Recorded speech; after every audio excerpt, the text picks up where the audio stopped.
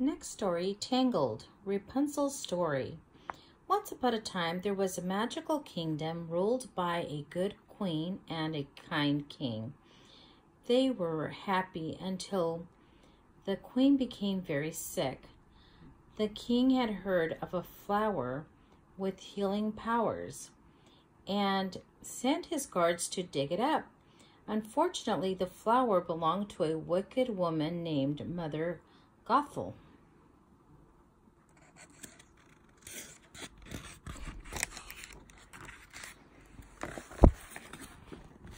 Losing the flower made Mother Gothel furious. So when the king and the queen had a baby, she stole the child away. Mother Gothel hid the girl, Rapunzel, in a secret tower for almost 18 years. It turned out that Rapunzel's hair, which was magnificently long, had the same healing powers as the flower. Mother Gothel used it to keep herself young and never told the girl she wasn't really her mother. The queen and king never forgot their lost princess. Each year on her birthday, they sent lanterns floating through the night sky. Rapunzel didn't know that the floating lights she saw from her window were lanterns, but her dearest wish was to see the lights up close. Not just from the window, she said, but Mother Gothel wouldn't let her go. She needed Rapunzel's magic in order to stay young.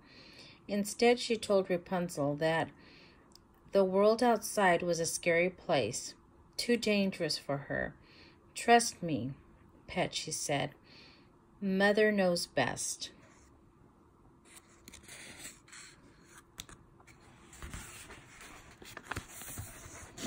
One day, Mother Gothel went away. Before long, she climbed the tower. He slipped through the window, and bang, Rapunzel knocked him out with a frying pan. The man, Flynn Rider, was a thief on the run from the palace guards. Rapunzel searched his bag. Inside was a stolen crown. She tried it on.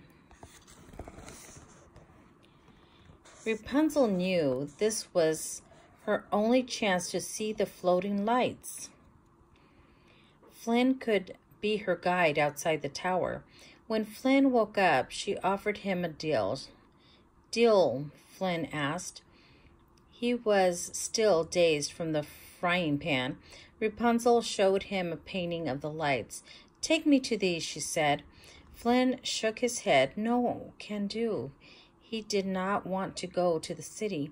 He was trying to hide from the Stabbington brothers, two thieves he had been in business with. The palace guards were also still chasing Flynn.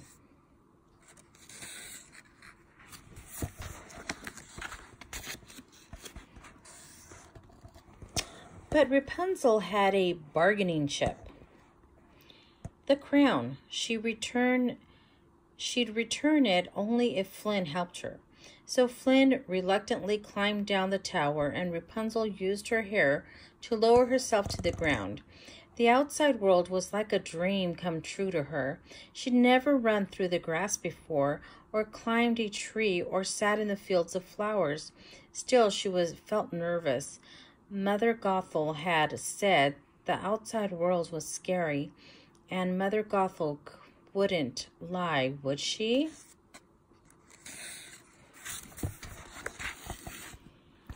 Flynn tried to frighten Rapunzel into going home. He took her to the scariest place he knew, the Snuggly Duckling. It was a tavern full of thugs. The thugs glared at Rapunzel, but when she sang about her dream of seeing the lanterns, they all became friends. The men even showed Rapunzel and Flynn a secret passage out of the tavern. Just in time, too. The palace guards had tracked down Flynn and his stolen crown.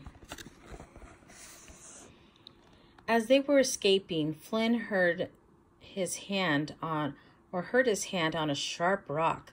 That night, Rapunzel wrapped her hair around it, and his hand was healed. Flynn was amazed, so Rapunzel explained about her magical hair.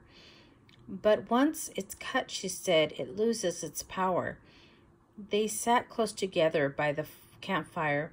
Flint was starting to fall for Rapunzel, and Rapunzel liked Flynn a lot too. But could she trust him?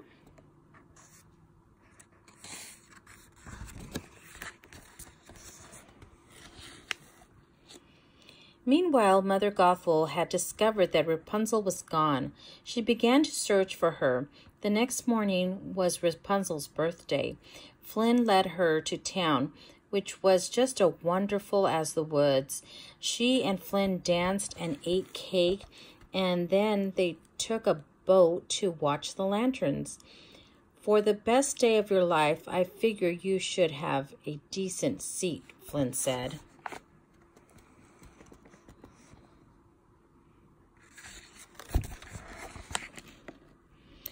Twilight came, and glowing lanterns filled the sky.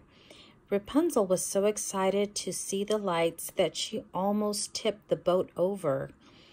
I have something for you too, she told Flynn. She handed him the crown. She finally trusted him.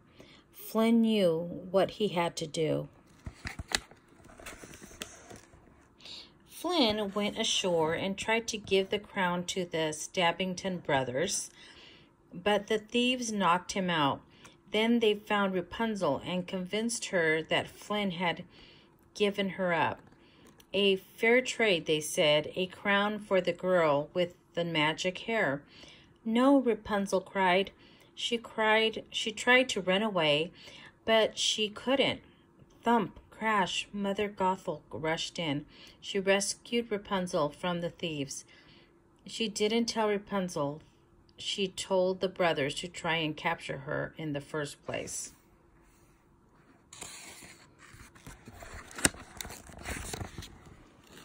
Mother Gothel and Rapunzel returned to the tower, but Rapunzel couldn't stop thinking of everything she'd seen. Suddenly all the pieces fell into place. I'm the lost princess, she realized. Mother Gothel froze. It was you, Rapunzel said bitterly. I should have been hiding from you. Instantly, Mother Gothel stopped pretending to be nice. She tied up Rapunzel. Soon Flynn came to the tower looking for Rapunzel, and Mother Gothel hurt him. Rapunzel knew that she could heal Flynn with her hair. I'll stay with you, she promised Mother Gothel. Just let me save him. Swear it, Mother Gothel said, and Rapunzel did. Flynn refused to let the mother win. Grabbing a shard from a broken mirror, he sliced off Rapunzel's hair immediately. It turned brown. What have you done? Mother Gothel shrieked. As Rapunzel's hairs lost its power, Mother Gothel became very, very old. Soon she was gone. Rapunzel held Flynn tight without her hair. She couldn't heal him. He slipped away. A single tear fell from her face. It landed on Flynn and began to glow. His eyes opened. The magic in her tear had saved him.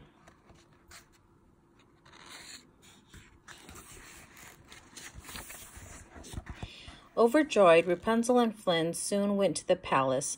Rapunzel was welcomed by the king and the queen, her real mother and father. They couldn't have been happier to have their daughter back. She wasn't the baby they'd lost anymore, but she was a lovely princess. And although Rapunzel's hair was no longer magical, she was still the most enchanting girl Flynn had ever met. The end.